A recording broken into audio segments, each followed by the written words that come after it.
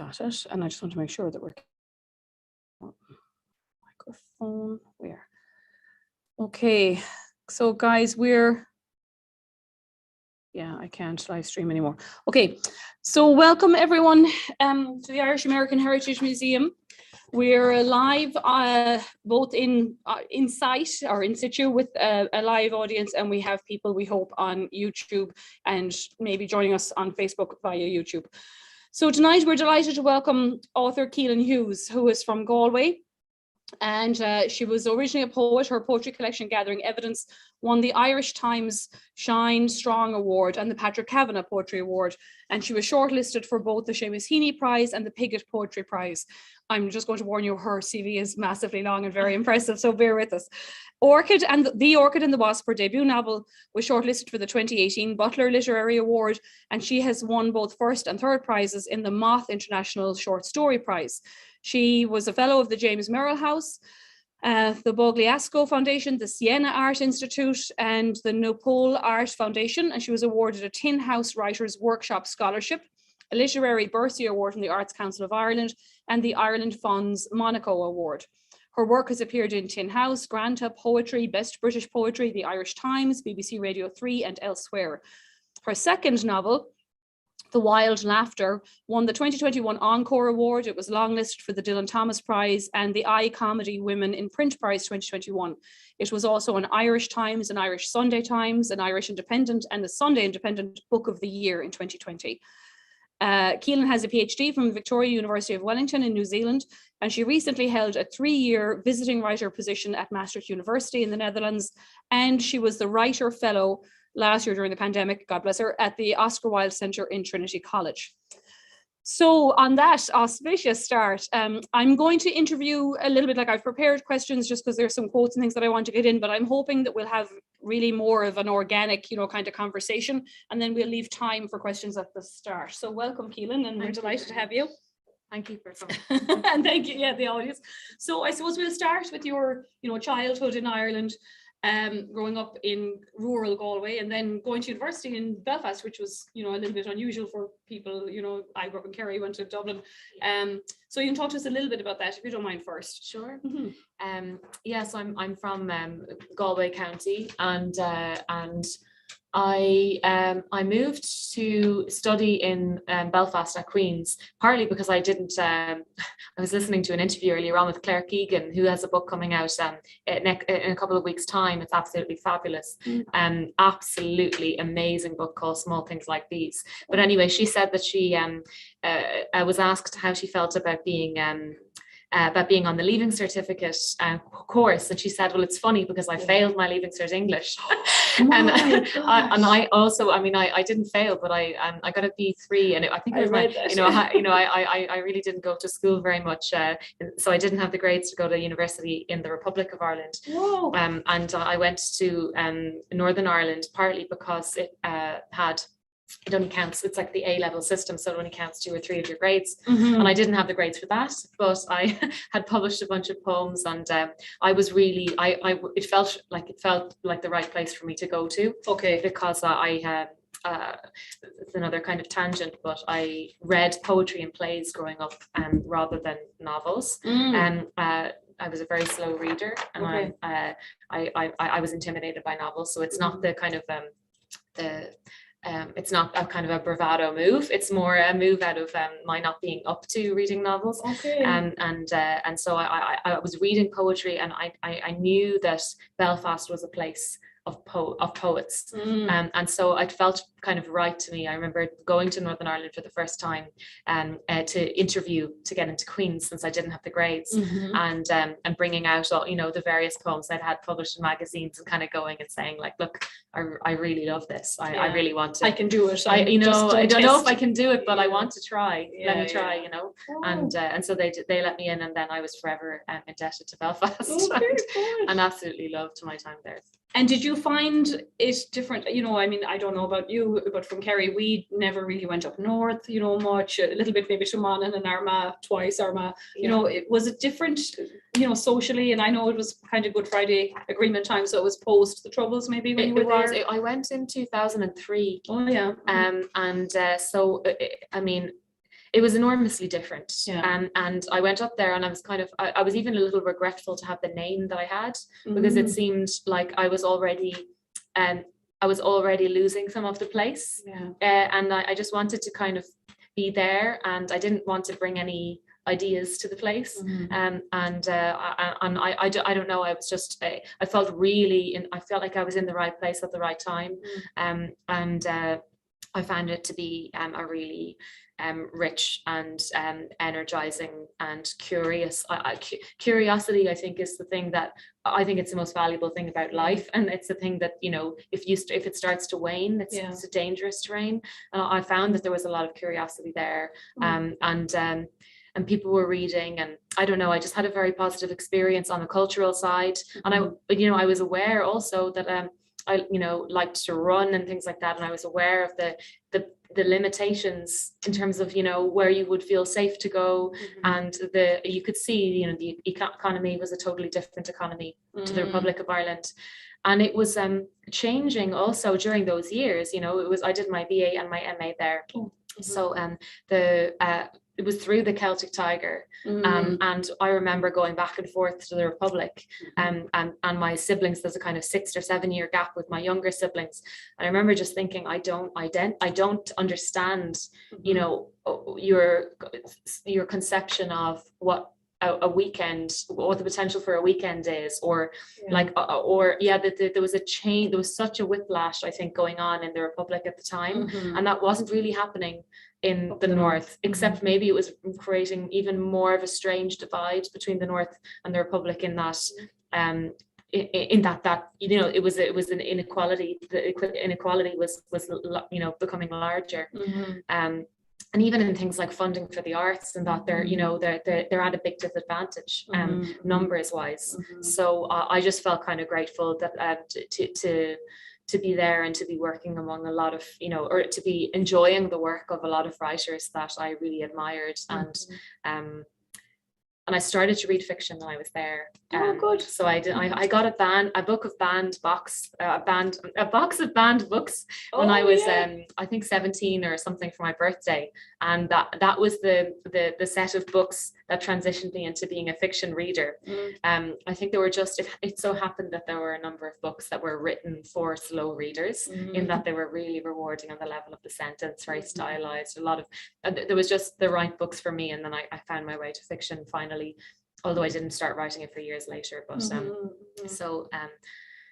there's so many things to say, I suppose. Well, I'm very interested to hear, so the questions have already been thrown away, about the curiosity. That is something we had Patrick Radden Keefe talk about his book, Say Nothing, and I suppose that was always my perception of the North, that they wouldn't kind of be curious, because, you know, you didn't want to ask, you didn't want to tell. If someone was in your garden at night, you weren't going to look out the window. So I'm glad to know that there was that kind of, because I do think that's the thing about Irish people in the South, that, you know, someone comes into the bar and they're all, oh, who's that? Or, you know, what are you doing here? And why are you looking for your roots? So there's more, I think, because it's a place that suffered a lot of trauma, there's more of a protection mechanism there. But I think that's just so understandable. That, you know, and no, I mean, I suppose I was lucky enough to develop like a lot of really strong friendships with people from there, and they would never be shy about, you know, explaining the implications on I remember the person I was doing my master's with, she was in what you would call a mixed marriage back in the day, and they bought a house, and one morning she woke up and there was a flag in the middle of her garden. And I won't say what type of flag, it doesn't matter. The point was there was a flag in her garden. And you know, she knew that if she left it there, she'd be left alone. And they would take it away when they were happy that she'd received the message, or if she rooted it up, that she would get some you know, probably young men knocking on the door, and lo and behold, that happened. And she stood her ground, you know, and she kind of was a ferociously smart and wonderful and admirable person. And so, you know, there are people withstanding that kind of the oppressive nature, you know, of communities that are not only underprivileged communities, but that still have the infrastructure of factions and you know, and a kind of intractable ideologies. Well, and I mean, given our own political situation here in America, that kind of tribalism is becoming, I think, more and more apparent, you know, and maybe it was a little bit, you just mentioned earlier that triggered one of the words that comes up in relation to your first novel, you know, is this kind of privilege. And of course, here in America, we have this, I think you called it at one point, like the kind of crumbling bedrock of the American dream, you know, that this idea that merit will get you places, but actually it's all about networking and who you know, and, you know, and what privilege is. So can you talk a little bit about how you came across privilege in the south of Ireland, you know, before you went up, and then if it's different in the north or wherever you've lived? Yeah, well, maybe to transition from what we were saying there about, you know, those examples in the north, and I do think, you know, the tribalism and the you know, people becoming more conservative in their ideology comes with disadvantage, so economic disadvantage. So that's kind of something it was tough to hear some of the opinions of people in the Republic, even friends of mine. They'd say things like, oh, they're very hard, God, they're awful serious about themselves, or they're very hard, or, you know, and I've really just struggled with that, because I could sympathize so much with the way the culture has developed. And I also kind of, like, you know, had developed a lot of admiration for a type of resilience and so on. But so that is an example of a type of privilege that we don't think about when we think about privilege, like the fact of not having had a flag rooted in the middle of your garden. You know, there's the freedom from and freedom for, but so I was writing about, with the first novel, Orchid and the Wasp, I guess I was writing about the idea that I didn't know I was writing this at the time, but afterwards, when I started talking about the novel, writing about the idea that the main character has her father's a banker. He worked for Barclays, and he teaches her, he sees in her the potential for, you know, a real success case. He's a little, you know, disappointed that she's female, but she has all of the attributes of kind of a macho a person. She's you know, beautiful and well educated and white, and as far as he is aware, heterosexual, and she has all of this privilege. And he teaches her that in order to succeed, she needs to protect her privilege, and she also needs to become morally adaptable. And he, you know, he's kind of trying to de-romanticize this idea. He's trying to say, like, this is real life, you know, and so this is kind of, these are the tools that you have to accept if you're going to try and have these you know, highfalutin principles that you live by. There's going to be huge blind spots, and it's going to be contradictory anyway. So you should accept and then do with what your privilege, what you can, you know, at a certain point. And it's a, you know, it's a deeply cynical ideology, but I do think it's the neoliberal ideology. And so she's a young woman, and she is trying to prove his kind of equation to herself as being true. And that will leave her in a really quite a grim situation, I think, for as a young person, because she already, there are reasons in her life to not protect her privilege, and so she's, you know, starting to experience the feeling of what she's losing by succeeding, and the types of people that she's throwing under the bus, including her, you know, a part of herself. And so she, you know, she's almost gets to the point of, so it's a book a little bit about cynicism, you know, and it's not a very flattering topic to write about, but I do think it's really important. It felt important to investigate that mentality, and how, you know, if, you know, as somebody who was almost getting to the point where they believed a good life was a form of self-delusion, and so that's kind of but on the level of plot, you know, it looks almost like, I think the New Yorker talked about it as some kind of James Bond, you know, like it looks like the plot looks like it's about a girl wanting to become rich, but of course it's not about that at all, you know. And there is, she goes to London, and then she's in New York during the Occupy Wall Street era, kind of. Exactly, and that was serendipity, because when I knew how she had gotten this flight to New York. She's following the trajectory, the neoliberal trajectory, you know, which is, you know, well and truly entrenched in Ireland, but goes to London and just ends up kind of fast forwarding almost to see its extrapolation. And I knew how she got on the flight, and I knew how much money she had in her pockets. And I was trying to figure out, I don't write with a plan, so I write into the dark. So I was finding this out literally on the page before. She was on the flight, and I was figuring out how much money she would have in her wallet. And I was thinking, where can she stay? And then I thought, okay, well, it's, I think it was October 2011. And I Googled, New York, October 2011, to see what current events were on, to kind of, in case there was anything important taking place that I should factor in or be aware of. Cause for a lot of traffic or something. Sometimes these things can prompt the next part of a plot. And then I saw Occupy Wall Street was on, and it's a free place to stay if you're deeply cynical. So obviously she's wearing her father's suit. She's trying it on for size, in that sense of being kind of mercenary. But it's not really. The book is dripping in irony. She's obviously not really there for free accommodation. There'd be plenty of ways. I'm sure all it would take would be a phone call or two to a family member. Or go to a bar. Exactly. Yeah. I thought, Caoilinn, I read one of an interview you gave somewhere, and you were saying, or the editors, and when you would put the book out, to be published, a lot of them did not like this woman. And so, it's very interesting to see a woman's character, and you've written at length about this, that you didn't want to center like trauma or a romantic interest, or, to just write a woman's internal journey, like as being the driver of the novel. Can you speak to us a little bit about that? So I wanted to write, I never know what I'm writing, so I'll keep saying this because it sounds like I make this by design, but I had the feeling when I started Orchid and the Wasp, I had the title, which is another story, and I had this female character, which felt to me as if she had the energy of a picaresque novel. A picaresque is a kind of a novel that follows a character moving through social strata. They're usually slightly they can be a bit trickstery. The point is they're not a hero. There's no obligations on such a character to be a hero. Don Quixote is picaresque. Voltaire's Candide. There are most of the, a lot of the brilliant novels that I had read growing up were picaresques, but they always had male characters. And when I started this, and I had the feeling that the engine of the book was coming from the character, so that it would be following her, working through some set of ideas, or through her philosophy, or through her way of engaging with society and the social contract, which is the picaresque kind of thing.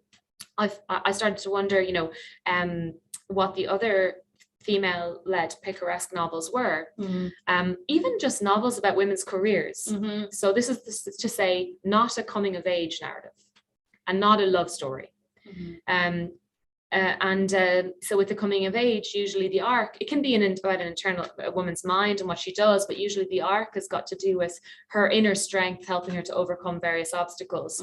And there's a change that happens in the person, whereas in the picaresque, there may or may not be any change whatsoever. And I could only think of, William Thackeray's Vanity Fair and Emma. Both of those novels are the character is in pursuit of marriage in a way. So and I ended up writing about an essay about this, and I spent a while trying to find these novels, but they were few and far between. There are examples like Siri Hudspeth's The Blazing World, and there are some, but they're so, it's like a glaring hole. So then it felt really important to me to not to resist the impulse to make it partly coming of age. To resist the impulse to help the reader recognize this as a woman's narrative. And the ways that the every instinct in my desire to have a publisher was telling me that you need to make her really vulnerable at a certain moment, and show her trauma in the narrative, and that way the reader will forgive all sorts of behavior, and even if they don't like her, they'll be interested. And so whether or not she has suffered a trauma that one would empathize with, to me is irrelevant for the novel. Like we don't always get to know one another's traumas, and you might not choose to use yours to define you. Exactly. And it may not. It may not define you, even if other people might suggest that it does.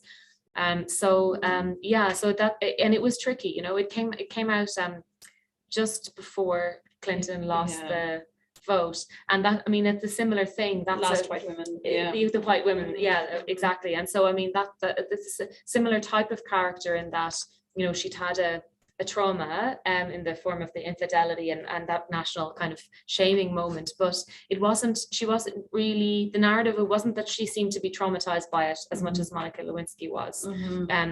And Clinton and Bill Clinton, but and so that didn't kind of satisfy, I think, the public's sense of what of something identifiable, of an identifiable type of a heroine. And she's kind of was ruthlessly, you know, ambitious, and that's not to say, I'm not kind of making any argument for, you know, whether or not a politician is worth electing, but it did seem to be really, it did seem to speak to the internalized misogyny that I think we still suffer from.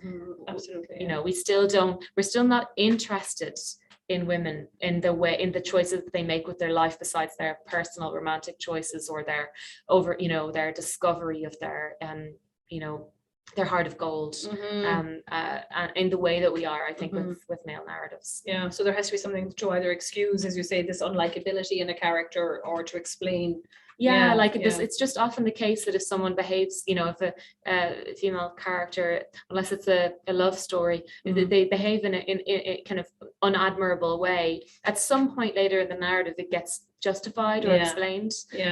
And you did not want to do that. Well, because I didn't want her to have to perform any story like that for the reader. There's another story that I think is really interesting, and about trying to reconcile her ideology with her actions, and trying to come up with a way of living in the world that doesn't feel like a lie to herself. I mean, I think that any young person who's being thoughtful of, you know, who is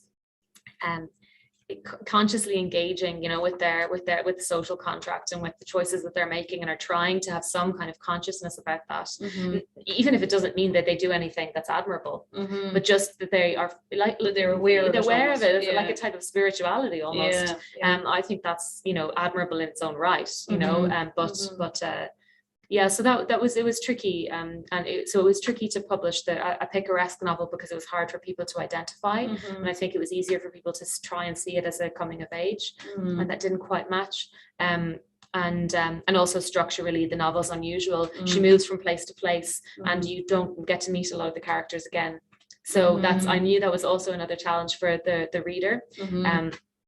But well, I'm so glad to have published it. And it's got, even though some people have called her despicable, you know, it's the book won awards, so you did something right.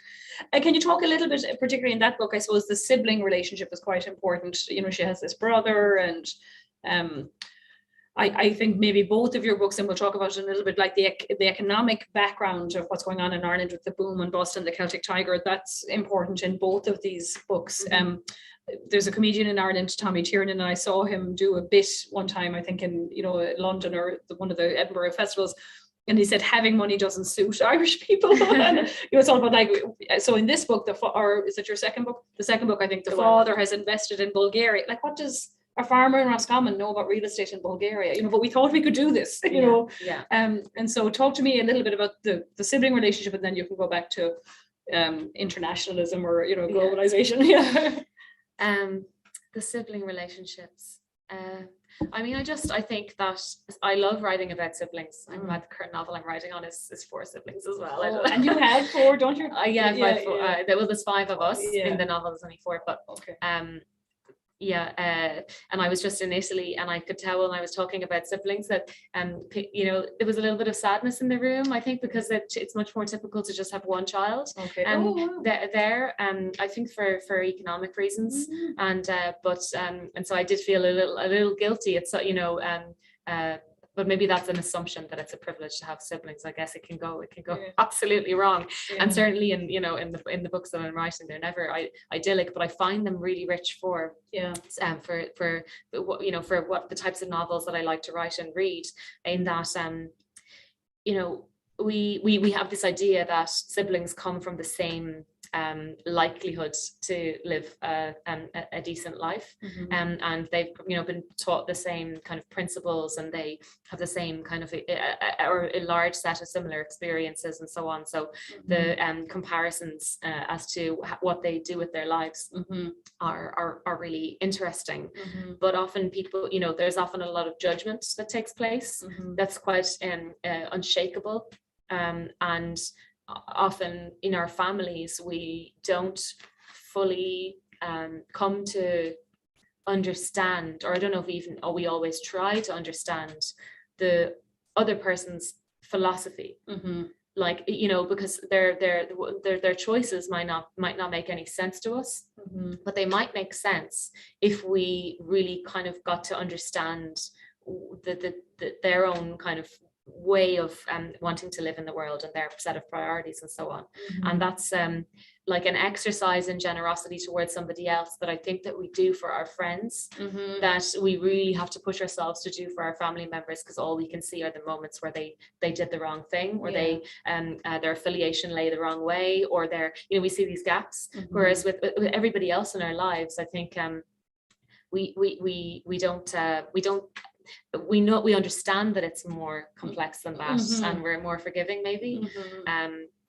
Or we just shut those people out of our lives, and in our family it's harder to do that. But there's a kind of in the Wild Laughter, the latest book, there's two brothers, and they grew up on a farm in Roscommon, and a potato farm, which is obviously, a loaded kind of context for an Irish novel, and particularly when it involves like failures. So one of the brothers stays at home to look after his ailing father, and to work the farm, and he doesn't finish his leaving cert.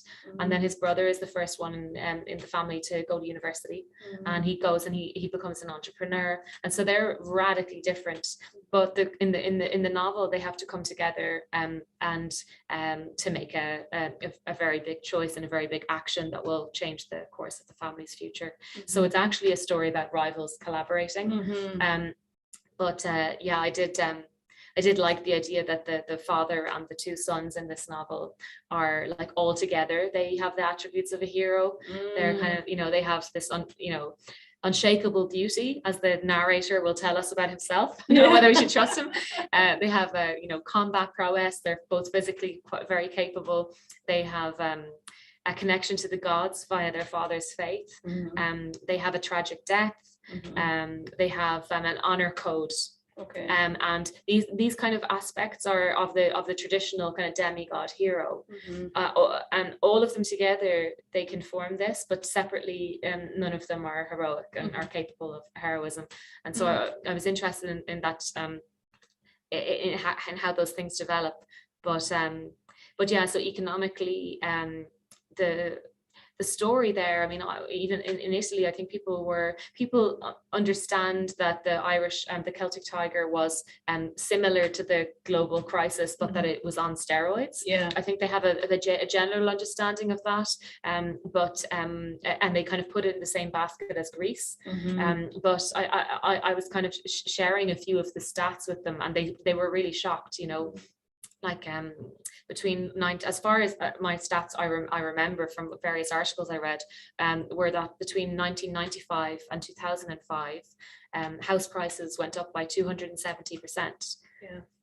Which meant that which was a result of all sorts of things happening in the late 80s and 90s.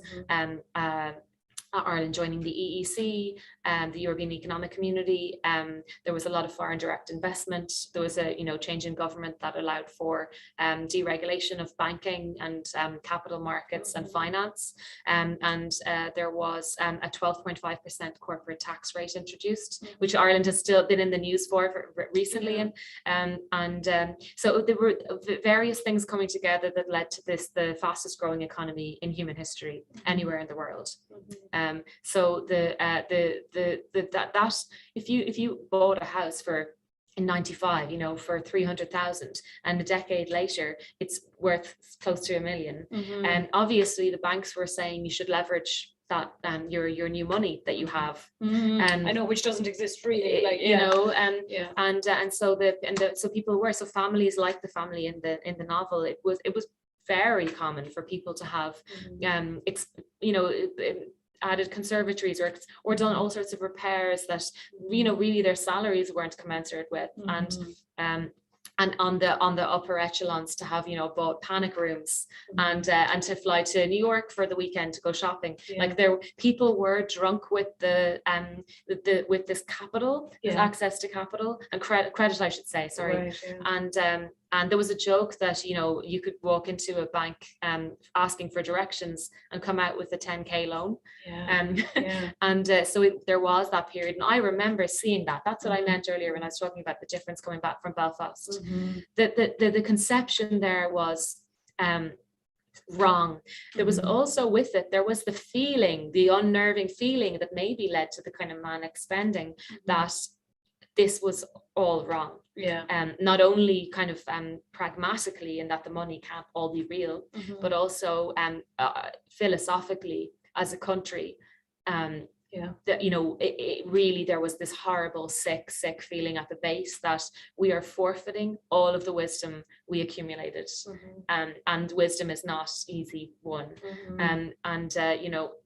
So I think there was an editorial, I'm probably not going to remember the quote now, but there was an editorial in The Economist after the famine not during the famine in 1847 or 1848, the famine in which millions of people died and millions of people emigrated. I think it was something like the population fell from 8 million to 3 million, or just over 4-ish.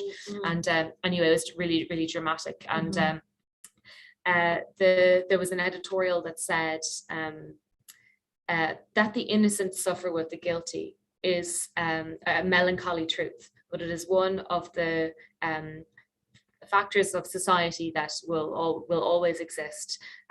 Where there is a loss in social order, it is met with punishment and inconvenience. Wow. Inconvenience of millions of people starving to death. Where there's a loss of morality and social order, that this is this melancholy truth, and I can't quote it in full accurately, but it's absolutely devastating to read that, and to see how people, that rhetoric, people were offering that up themselves, Irish people in 2009 when there was the crash. People felt the culpable in Ireland. So I think in the crash generally, in America as well, you had there were the same things caused it in the subprime mortgages and credit default swaps, all of the financial products. Exactly. And no culpability on the bankers' side, and on the financiers and on the governments that allowed all of that to happen. I think worldwide, the response to that was to be angry at governments and bankers. In Ireland, the response was to be ashamed, like deeply ashamed. And I think people, yes, there was anger at the institutions, but I think more than anything, people were calling up, Liveline to confess to having been a taxi driver with €2 million worth of property, and they were wanting to almost have like a public shaming confessional. And I do think that people that internalization, that's part of what I was exploring in the book. The father believes on some level that he's terminally ill, and he believes that it's a divine punishment. And I found that really devastating, because I was living in New Zealand at the time, and I was coming back and forth every so often, and I was also listening to the radio a lot. I was really homesick, and I was I just remember that being something was going on there that was very unique to the country, but that was very relevant for the rest of the world somehow. I'm glad you brought that up. That was actually in my notes, that what and you've talked about it, so we won't kind of belabor that, but that there was an element of peculiarity to the Irish situation that yes, it was a worldwide, crisis. But and I remember, I worked for a real estate agency in Ireland in 1999. I'm older than I thought. And I remember the day we sold a property at auction for hundreds of thousands over the guide price. And they were literally giddy with excitement. I was an intern for the summer. I had just finished my master's. And they literally came downstairs and with labels, address labels, I typed over every single price. Like if it had been 79,000 for a corporation flat, like in Inchicore, it was now a guide price 125,000. And nothing had changed between that morning and that afternoon, except that we had, gotten this prize for a house that we, and then I think in 2003, 2004-ish, I went to go for a mortgage. I had moved home to Kerry. And I was offered 110% of a mortgage. Like literally 5 years before that, you had to have at least 10% deposit. Sure. And I remember, in the meeting with the bank, I was a part-time teacher. I was giving grinds, I was doing all kinds of work on the side. And the guy said, well, the house, thank God, was not that expensive. For at the time it was 155,000. And he said, well, you got to pay the lawyer. Maybe you want furniture. And I said, no, my friend is my lawyer. My parents sell furniture. Like I have 10% saved. I'm not taking out. And he said, well, couldn't you go on a holiday? And I was like, no, I've just bought a house. There's no holidays ever again, And so it was this, I think you're right about culpability, but there is a sense of we were not disciplined enough to resist the temptation. This is exactly it. And I think that idea, so we went from having a colonizing disciplinarian force to having the church. Yeah. Absolutely, for 100 years in the 20th century. So you really where the archbishop, whatever, could phone up whatever politician and they would turn up at his house. And we went from the colonizer to the church to the neoliberal politician, it was another neoliberalism comes with austerity. Well, that's part of the package, and austerity is an authoritarian, disciplinarian, kind of punishment, waggy finger system, meant to reset. Exactly.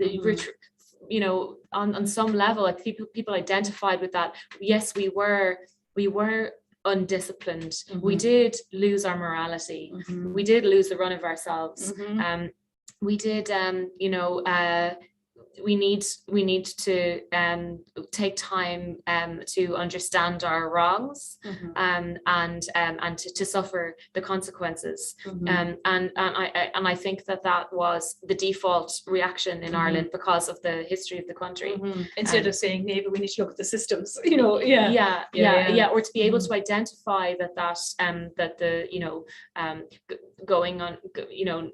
going on our knees to Europe and taking a bailout that involved a loan from Britain, was really kind of symbolically difficult, and talking about that more. I think there was the automatic kind of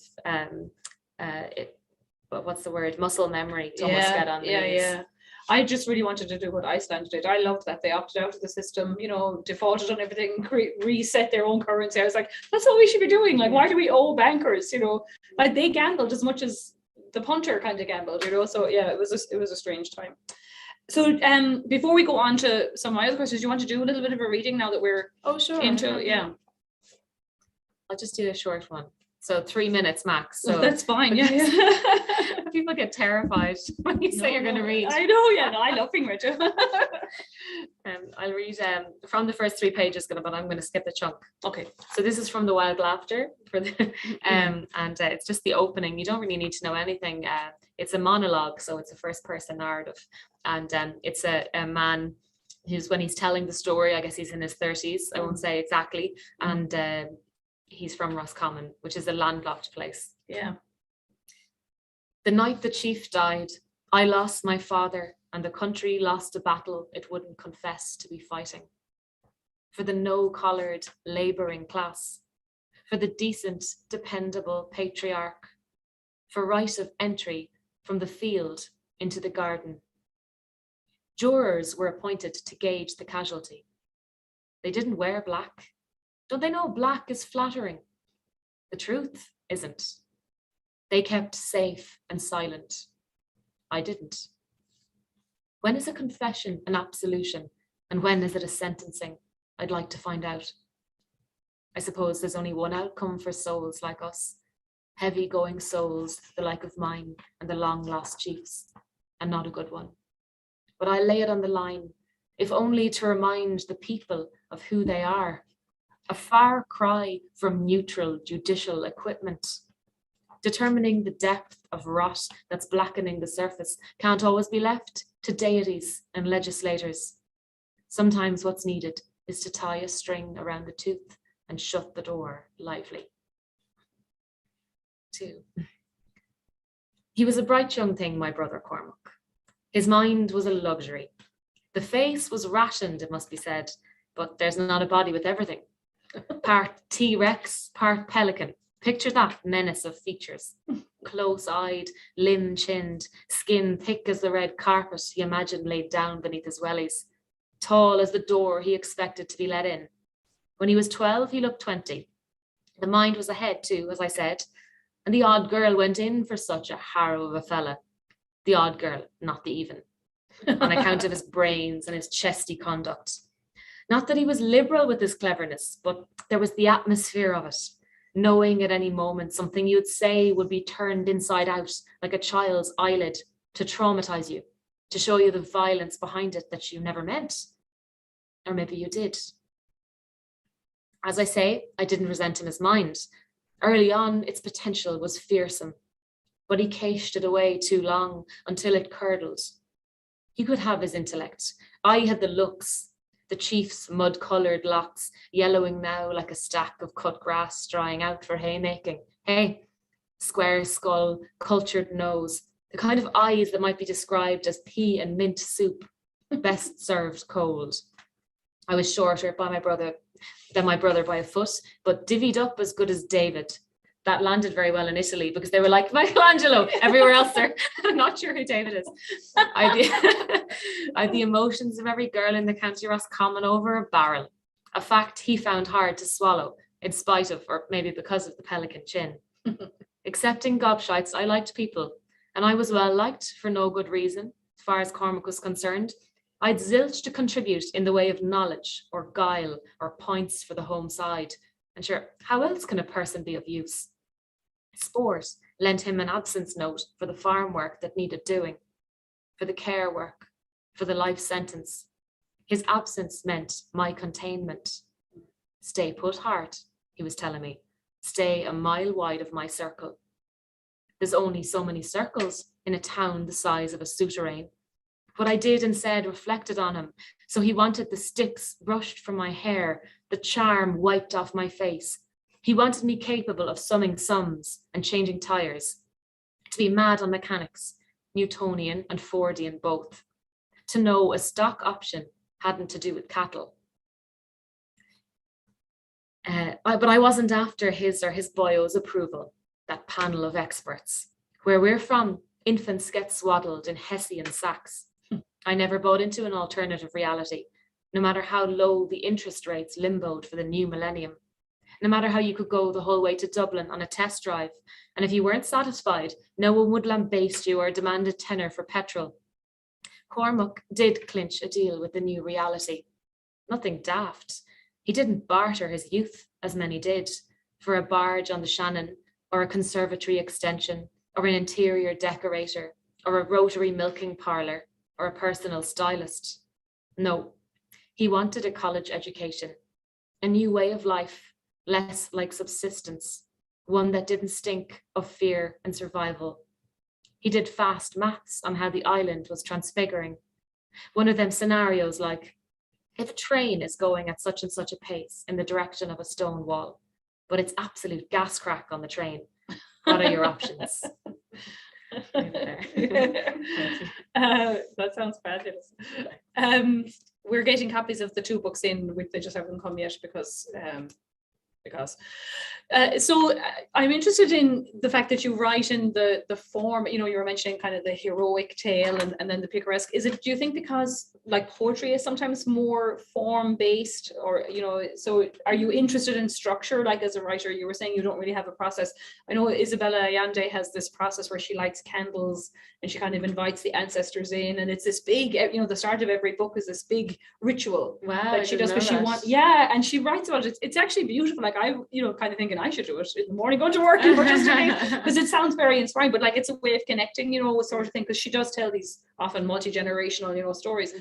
And of course magical realism is different, but so I'm wondering, if you're attracted to structure and form because you don't know where the story's going to take you. Yeah, I wouldn't say that I don't have a process though. Oh yeah.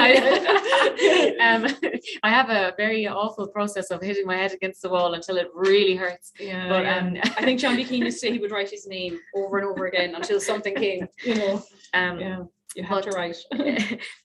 No, I definitely, I dance around. I usually the point is that I have something that's nagging that is not convenient, and I try not to write it for a really long time, and I don't know what it is, but it's it'll be, for example, like an opening image or a set of characters, and I won't know what will happen in the novel, but if it lingers for a while, then you, however inconvenient it is, you kind of have to finally. But I circle around because I write in kind of one draft. Okay. So I discover as I go. I write very slowly. Okay. And I usually, if I have a block or something, it's usually because I did something a bit dishonest in the previous bit, and I have to unwind. I'll have put a line of dialogue in a character's mouth that's just sounded good or was funny or was convenient for the scene, something like that. Or I'll have given someone a profession that I liked, that I thought maybe I know a lot about and I can do that well, and actually that's just not what they do for a living. And it's like you kind of discover this about them, and then you kind of unpick and then go from there again. Because I wouldn't be able to edit something like redraft in a way, it would make no sense. It'd be like you're using the wrong material building a house, and then you can't kind of revise it, you have to just undo it. So but yeah, it kind of sounds terrifying even. Oh, it's awful. It is awful and totally not recommendable. Yeah, but I would say I am kind of married to it in the sense that I think that you end up writing something that you could never have designed to begin with. If you trust you're not writing to formula. I think if you're able to kind of map something out and plan it, then it's got to have some kind of default, some archetypal structure. And that's where the love interest comes in, or or something that like the shapes of things that are that they're available to you. It's like deciding on what all of your colors are going to be for a painting or something, and then you're limited to that palette. So I do, as excruciating as it is, I can justify it, and if I couldn't, then I'd run away and write another way, because it sometimes fails. Like I wrote a story once. Well, I thought I was writing a novel, and I spent 4 months really struggling just getting this first scene right. And then I realized that I had this idea for another scene that I thought would be about 2/3 of the way through the book. And normally I have a rule that if I know something, I use it immediately, because otherwise I'll be just building it. I'll put a bridge to that place and I'll just be going through the process of getting there. And I really have no interest in doing that. And that kind of knowability ruins it for me. So I had the scene and I thought, okay, well, I better write it now. And maybe I'm just writing this novel in a different way. Maybe it's going to be patchwork, and I'm not going to write it linearly. Maybe this one will be different. And then I wrote that scene, and it was 3 pages long, and I realized that it was a short story and not you were novel. done. Yeah. So that can happen, and that's what makes it terrifying. So there is now I've forgotten your question. There was something in your question I haven't answered. Maybe like, were you just drawn to structure? Structure. But that's your point about poetry is definitely valid, in that nobody designs a poem to begin with. Like I'm going to write a sonnet, and Well, a sonnet, no. So that kind of form, you've cancelled my point now. Now I don't believe myself anymore. Okay, but I let's think say that's what I was thinking of. You know, okay, you're thinking more of the structure rather than the actual what the content is. Yeah. Because, for example, I think the way sonnets are written nowadays, they're not coming most of the time. They're not coming with a like a standard subject. No, I'm not talking form. I mean, now I'm saying they're not coming with a standard subject matter. For example, it's not like sonnets are always about unrequited love, or so they don't. People might have a kind of an idea of the form with poetry, but they don't know what the poem will be until it's written. At least I've never met a poet who knows. And the discovery is the poem. And that is the joy of writing one. You don't know if it will be a poem until it all of a sudden is.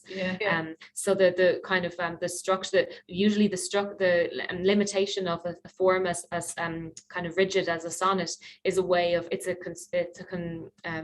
constriction. That's not the right word, but there's a word I'm failing to find, but it's a limitation that allows for creativity, in that it's kind of a freeing thing to sometimes have, because there's a discipline around your kind of Derek Mahan I think described it once as having bars in a cage that you can rattle. And I like that, but I do think that the fact that I write novels in this way without a plan is because I started out writing poetry. That seems intuitive to me, that you wouldn't know where it will go and what it will become. Okay, good. And then we talked briefly in my office before you came about the pandemic, and so you had gotten this fantastic award in Trinity College, and I can't remember who I saw interviewed, and he was saying you would actually might have been a comedian actually, and they were saying you might think that being alone is perfect for writers and artists and creative types, because that we need to be alone so that we can concentrate on our work. And actually no, it's been the worst thing for writers and even comics, because you have got to be inspired by the interactions of people, and so you go out, you observe people, and something triggers something, and you go home and you go, I can write that. And so did you find the same kind of how was lockdown for you? I mean, I will.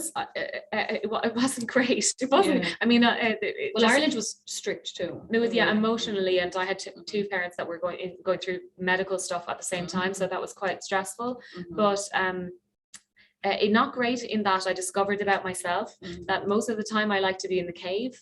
But if I don't come out of the cave like once a month, if I don't interact, I get really quite blue. So I was really blue, and most of the time, despite being incredibly privileged, and so I struggled with motivation, and I knew that the novel that I had tried not to write, that I'm writing now, finally, I tried not to write it for so long, and that was adding to my sadness, and it was because I didn't feel that I was up to the task of it. I had a feeling about it that it would be the hardest book that I've written to date, and for all sorts of reasons, and I kind of was like, brain, why now? Why this book now? Just give me an easy book. Give me something short, something, with a rush, with one, not like something said over one day. Like I tried for so long to come up with an alternative, and then I wrote the novel's title is The Alternatives, because it's not really an alternative. It's the only one I had available. But I have a Dutch friend, and she said to me at the time, a writer, Betta Adrianza, she's a wonderful writer, but she said to me, she was one of the people who's willing to put up with my complaining, even in the middle of my absolutely lucked life. And she said, but Caoilinn, you have something in your garden. And she said, even if it's poisonous and it's spiky and ugly, it's something that's in your garden. And if you don't turn up to it and, attend it, nothing else can grow there. So you have to, and it might take 4 years or whatever. And, and that was kind of a license that, not a license. It was so true to me that it felt like wisdom that, it's true that if something wants to be written, you have to trust that your body, every part of your psyche, it has something there that it's trying to understand, because that's what writing, not especially the novel, is. And so to finally admit to that is a type of, is a kind of a freeing thing, although it's so daunting. Absolutely, so I didn't do well with the lack of seeing people, but thankfully, I like the outdoors, so I did I did enjoy a lot of the outdoors during that time. But yeah, I mean, I don't know that anyone had a wonder. No, but you know, I think it's a good lesson too. You know, and I think we were all, even us here, you know, we closed in March, you know, the busiest time of the year. But like that Friday we closed, I kind of spent the weekend with my nose against the window going like, are we going to be allowed out? What does lockdown even mean? You know, I didn't panic buy groceries because I didn't have time. Yeah. They were already out of everything anyway. And then, you know, I came to work on Monday. Because I knew instinctively about myself, like, you know, I'm an immigrant here, I live alone, I work alone at the time. I was like, if I stay in my apartment, like I will be found in a closet swaying, you know, like I couldn't really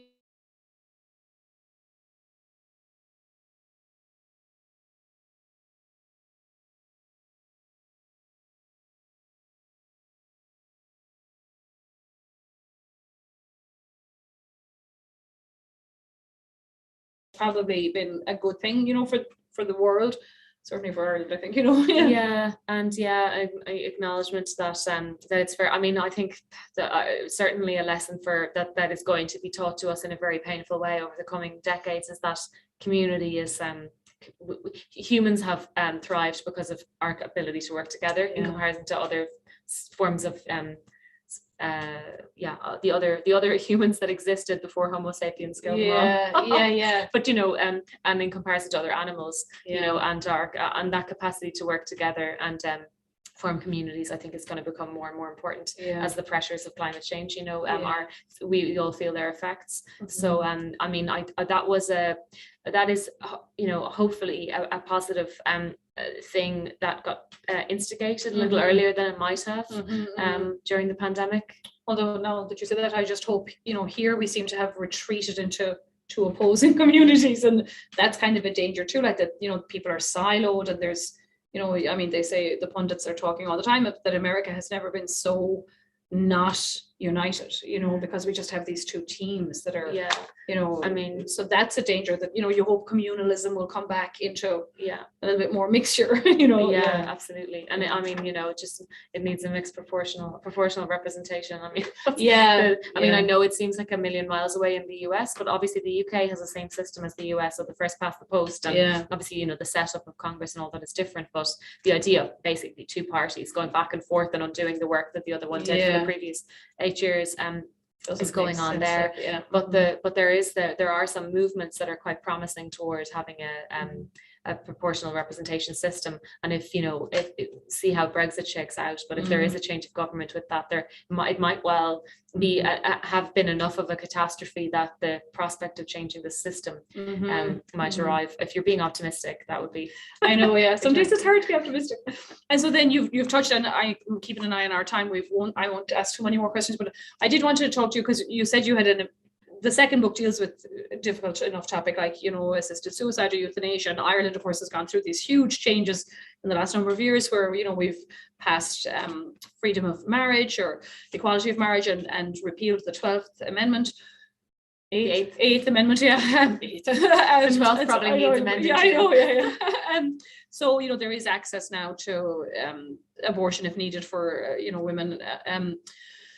So where I was going with this, so the book deals, as I say, with assisted suicide, and you were saying Italy are having because it's legal in some states here, you know, euthanasia or assisted suicide, but not across the country. So I was wondering if you wouldn't mind talking a little bit about that. Sure, yeah.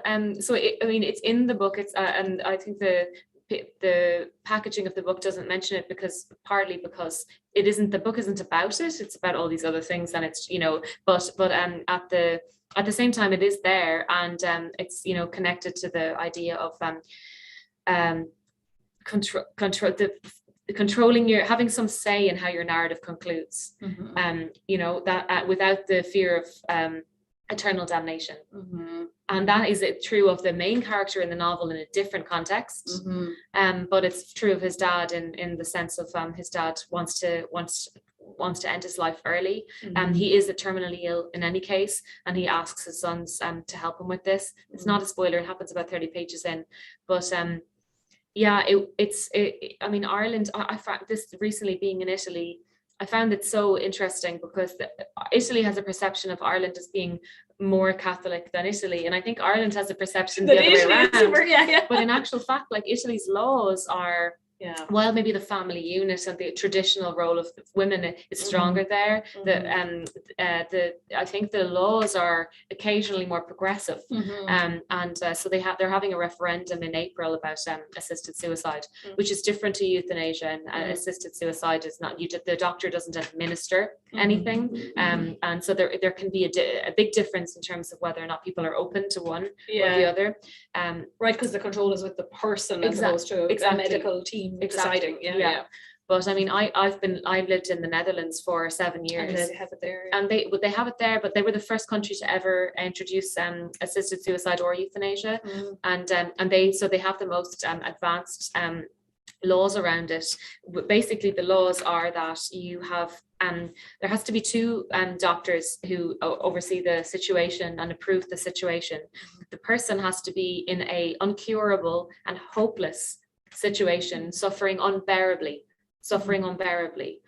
And I do think that, you know, I do believe that to tell somebody that they have to be able to withstand unbearable suffering for a long period of time is an act of hubris that I just find unforgivable. There were some nurses at one of the events I did in Italy, and we had a really interesting open discussion about this, because they were talking about palliative care and how is that different, you know, if you're able to keep someone out of suffering. But I think that there's enough people in the world who experience, you know, grievous suffering. For example, people with, you know, MS who are on 9 out of 10, so they're very, you know, very close to their lives ending, and that they will tell you there have been cases, you know, Marie Fleming challenged the Irish Constitution for the right to die in I think it was 2013. She's acknowledged in the book for that act, because, you know, I don't think she did it with the idea that it would be successful, more to start to prompt the conversation. And if someone is telling multiple people, it also has to be said over a long period of time that they're suffering unbearably, and that they're in a hopeless situation, and that, you know, I just think, I personally am very on board with it. Now, you would read the novel and you wouldn't know what my feelings are about it, because I don't write to diatribe. I'm not trying to change people's politics through my writing. I'm trying to present the world as it is, and or as I see it to be. So it's not a polemic. There's no argument about this in the book. But for talking around that, I think that Ireland's like the case with the abortion. The examples that I was telling some of the Italian, readers, they were horrified, with this whole idea that people were going to Manchester anyway.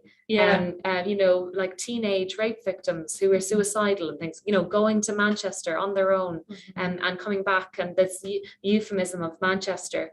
It was just an abominable situation, really. And I think there are always cases that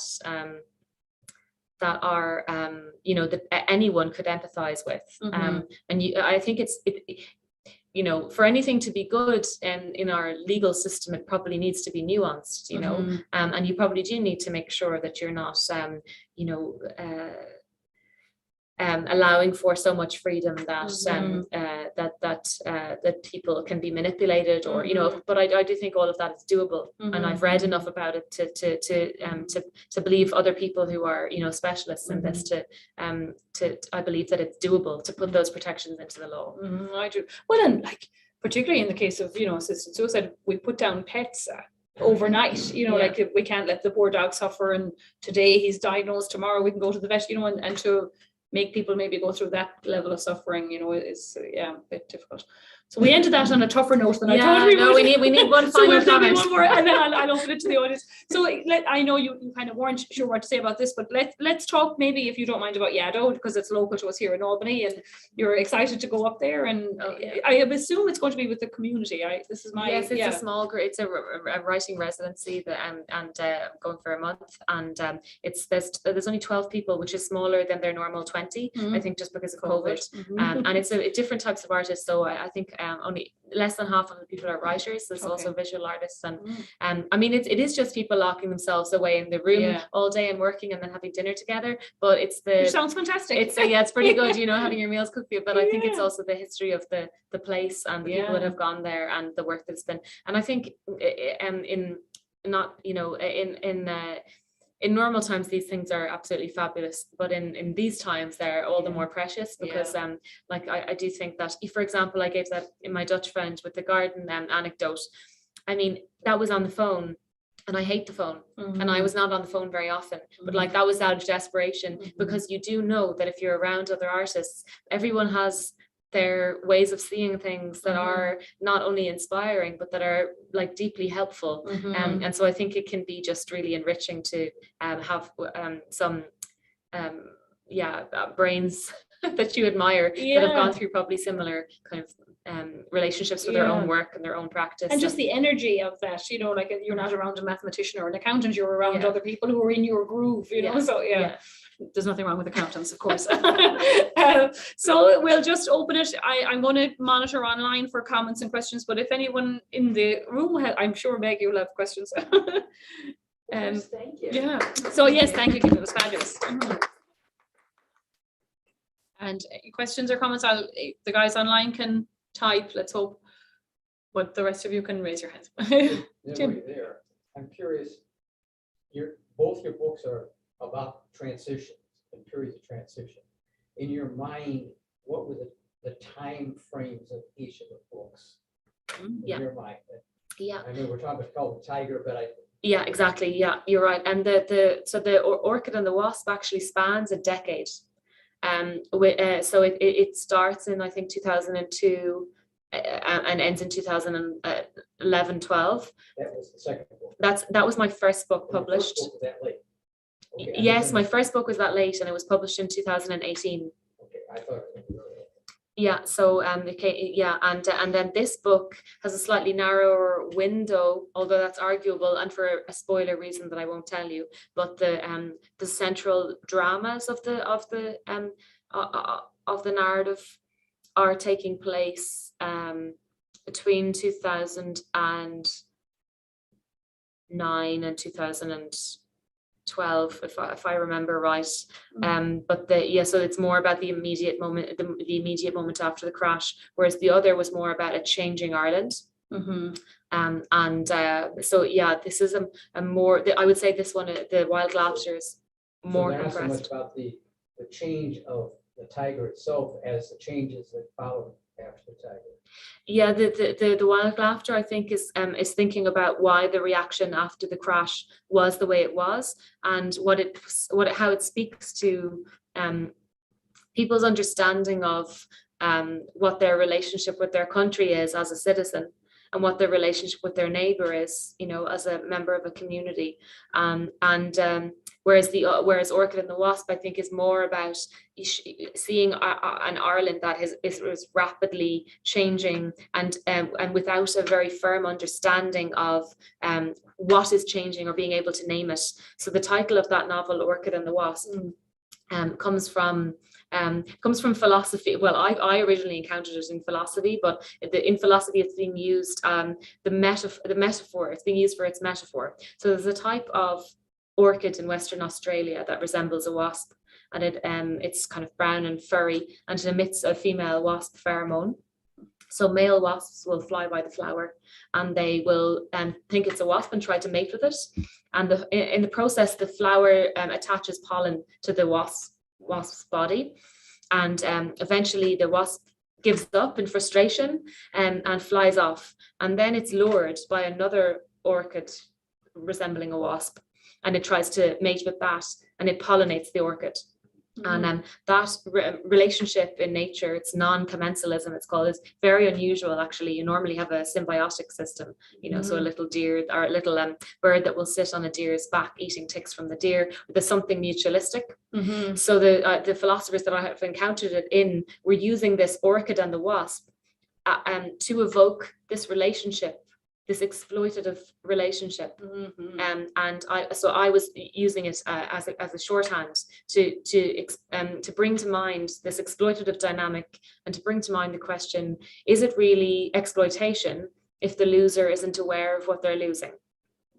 Because in the natural scenario, the wasp doesn't know, otherwise it wouldn't work. Yeah. And at the time, actually, I remember learning about the LIBOR scandal, the London Interbank Offered Rate, this huge banking scandal across the world, but particularly in the UK, between a number of major banks, basically a manipulation of the credit rate they were using to exchange money between the banks.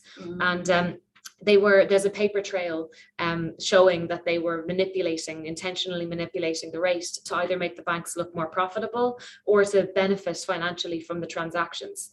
And so there were people jailed because of the LIBOR scandal, and there were billions of euros of fines paid, and it affected vast amounts of money. Anyone who had a mortgage or had a student loan, or all of that money was being, used just to profit the banks and bankers. And so that scandal, I was really fascinated. That happened into around 2011. It came out, it was in the courts. And I remember being fascinated by the idea that nobody knew what it was, yet it probably affected their pension. And then does it really matter that it happened if nobody knows? And so that was what I was interested in. I mean, with the larger crash in 2008, I think most people had a vague sense of that it had to do with mortgages being given out that shouldn't have been given out. But I don't know if they've gotten to the understanding of it being financially, turned into financial products and those kinds of things. And which matters, I think. But there was a Rolling Stones article, and I think that one article taught a lot, a huge amount of people about subprime and mortgage, exactly, credit default swaps and collateralized debt obligations and that stuff. But still, I think people find it was hard to name. And certainly with the LIBOR scandal, I think that was quite intentional, that it was that it didn't kind of gain a larger understanding in the general public. But I was interested in that. Now your question, I've forgotten, but there was something to do with what it's about. So that was almost a larger thing about the social contract and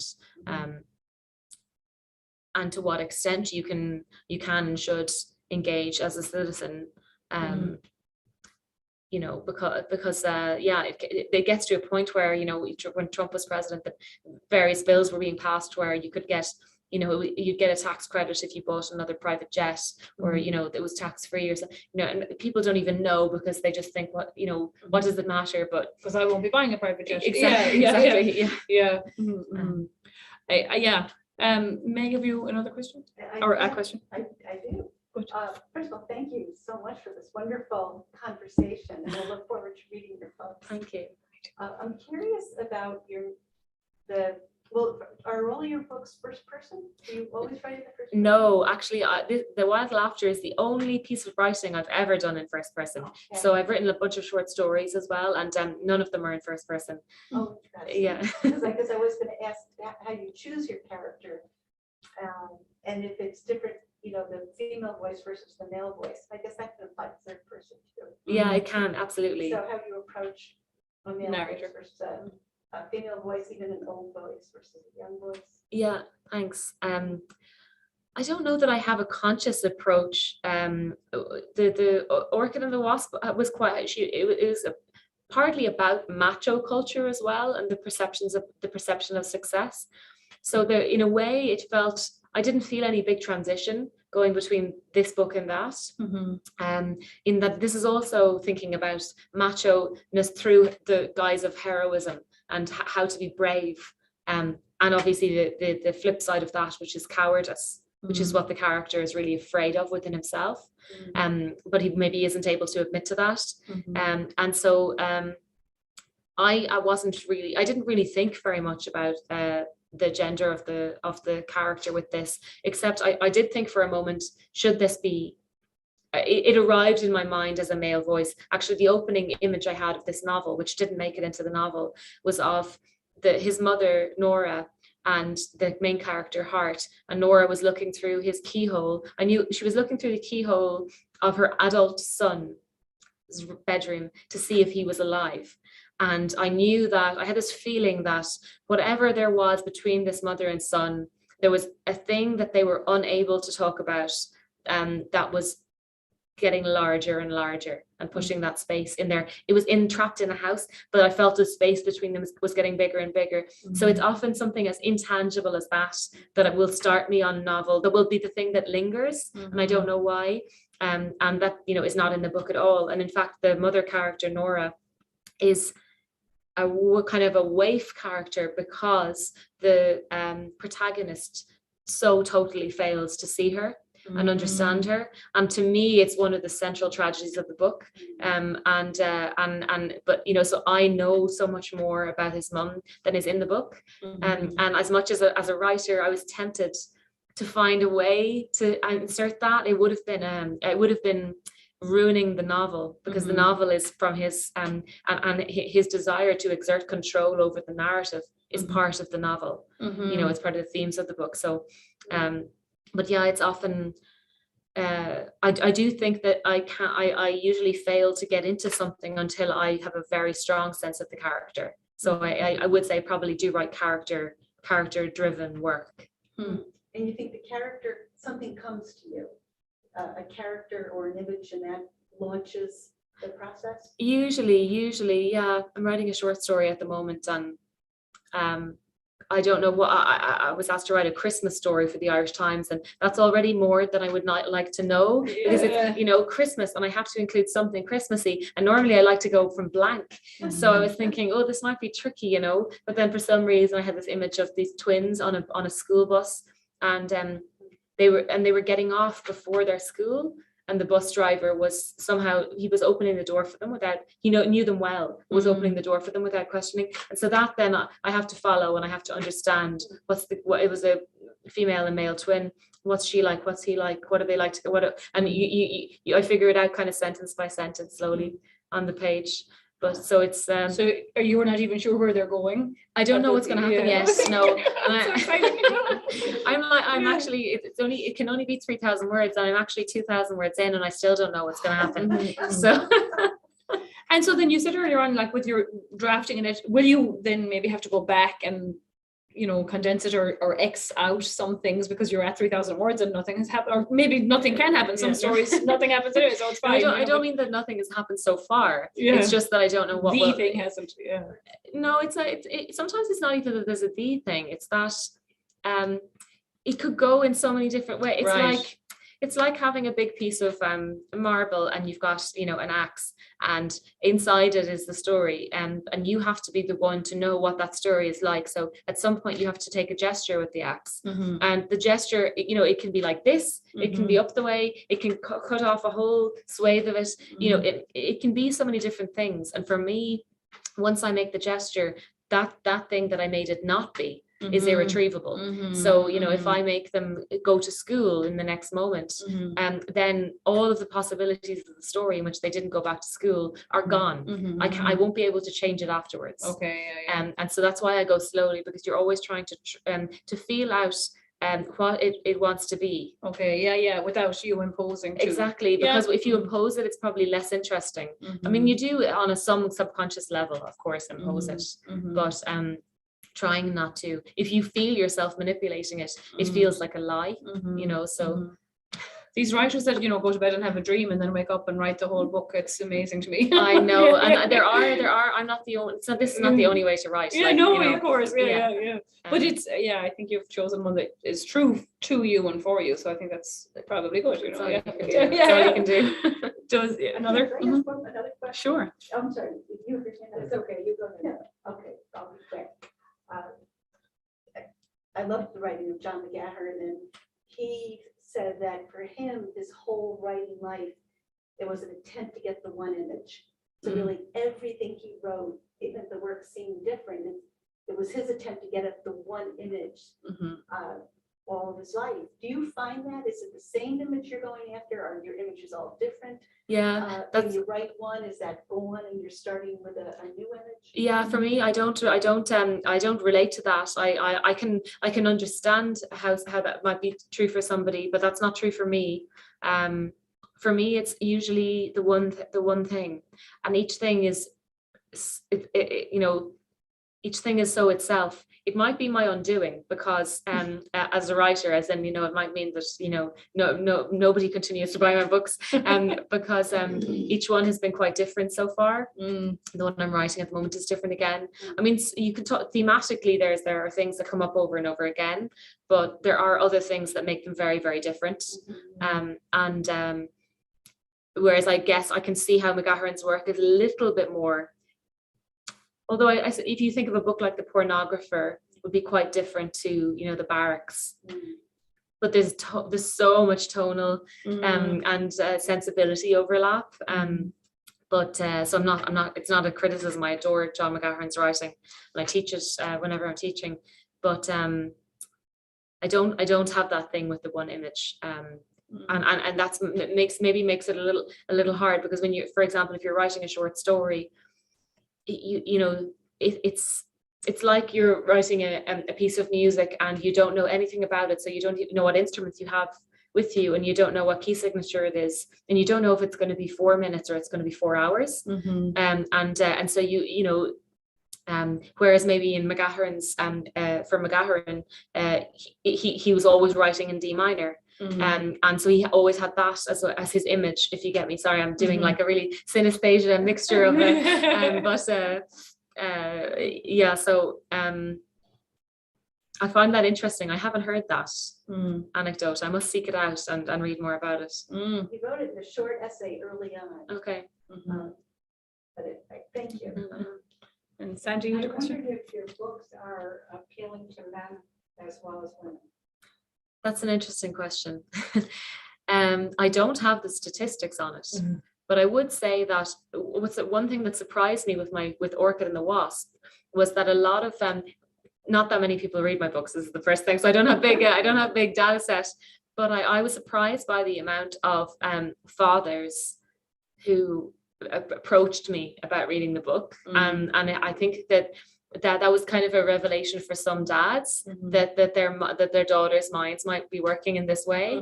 Because the father, is kind of central in that first book, without a spoiler. And so that I found really, really interesting, because for them to pick up the book, Orchid and the Wasp, the American cover was feminine kind of, and not good for the book. In my view, and I made a fuss about it at the time, but I had no choice because I don't sell that many books. But it's gorgeous cover. It's a gorgeous cover, but maybe not for the book. In that it's very feminine, and the book is edgier than that. It's a kind of grunty little book. So I think it kind of needed to help find readers who would be up for it. I think the packaging of books is so important, But I was surprised then that the people that did those fathers and things that did buy that book, how they got over that hump of actually picking up the book. That's a big hump for men, and even the men in my own life. They want to read more by women, but when they think about what they've read, it's mostly not by women. And it's only so recently that people have kind of actively been aware of that bias that they'd have, and the bias might exist for all sorts of complicated reasons. For example, a man might really, really love picaresque novels, and he knows by trying some novels by women that he rarely finds that form of a story. So it can be all sorts of things, that lead to the situation where men struggle to find books by women that they like. And with this book, though, I will say that it's been clear there's been more male readers than the previous book. So those fathers were the exceptions, but they surprised me. But with this book, I think because it is like two sons and a father. Two sons and a male narrator, and the hardback of the book was black. It was all in black without the orange. And I think that made it look like it kind of has a slightly Beckett-y comedy tragedy quality. The fritillary flower is a poisonous flower. If you ingest it, you die. So this is a little bit connected.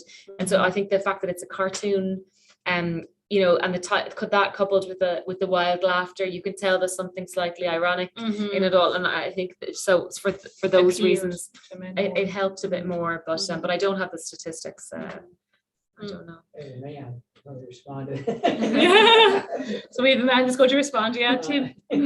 right or wrong, one of the things that I've been just running through my head through the whole thing Mhm. is that I probably missed part of where you were going, but the idea of having an end goal, you got a stereotype. This is what it is. It's a man, it's a woman, that's what she thinks. We all have our views, we're biases, our stereotypes. Mhm. And my feeling, I'm anxious to read your book right at this point, because and see if I'm reading right. My feeling is that you to have a story, you've got to have a sense of motion going through it. You got a general sense of where you're going.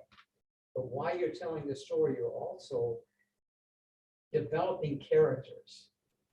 And my suspicion is that you don't even know how that character is going to turn out yourself when you start out.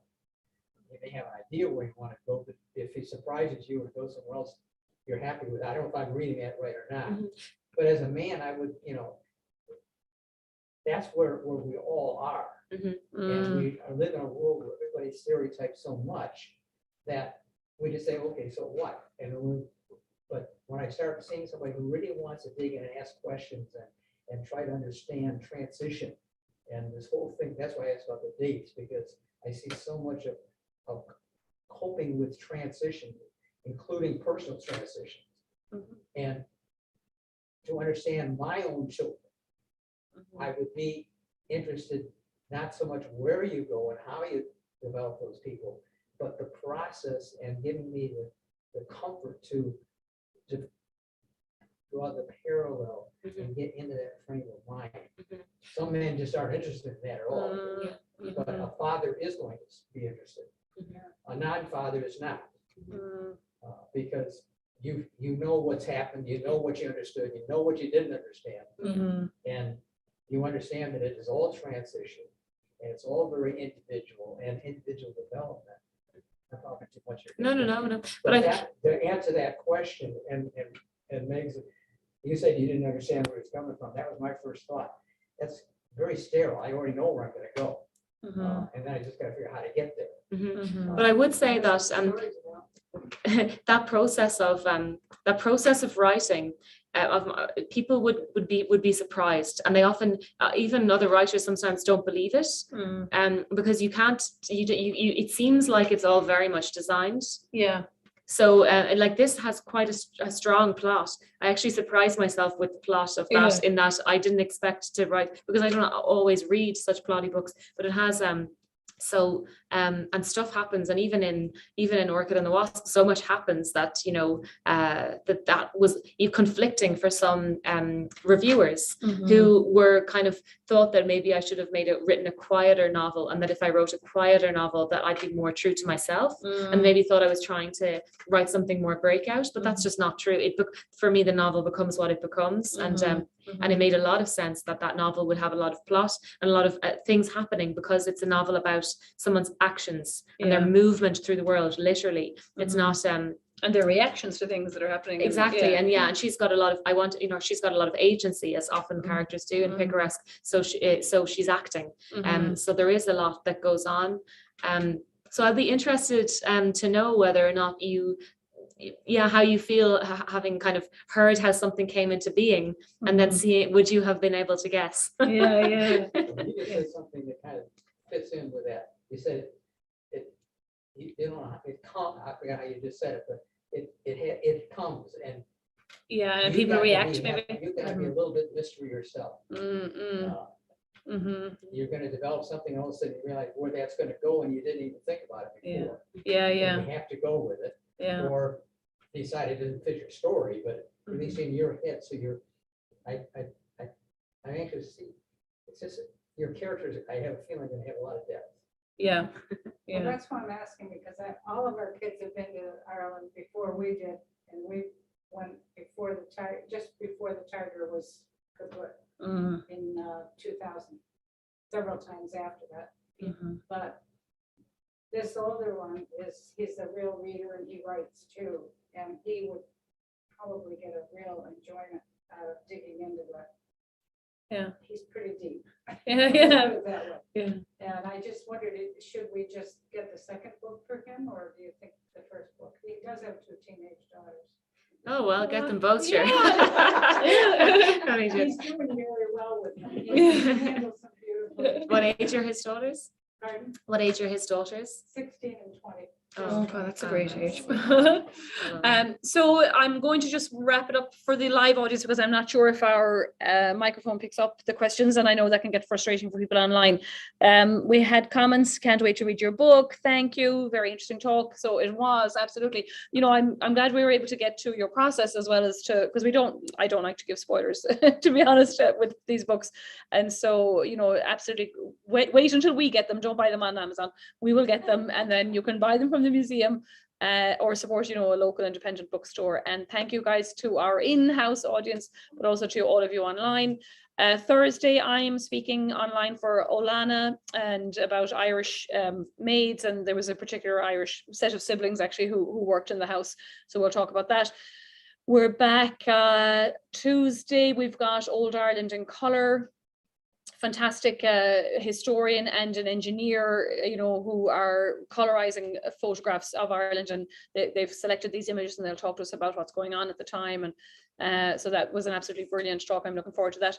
And we'we've got our panel on the 30th, Science in a Pandemic. So we've got various professors and doctors and epidemiologists and bioethicists and all that from College of Pharmacy who will talk to us about the pandemic. And don't forget, we have the vaccine clinic here on Saturday, starting at 12 o'clock with John MacDonald and Mars Pharmacy. So come down, we've swag for everybody. You can get a booster, you can get a first shot if need be. We think children will be allowed by then. And of course, regular flu shot too. So thanks everybody and good night. And Caoilinn, thank you so much. And I really hope you'll enjoy Yaddo. You're only up the road, so you're welcome back.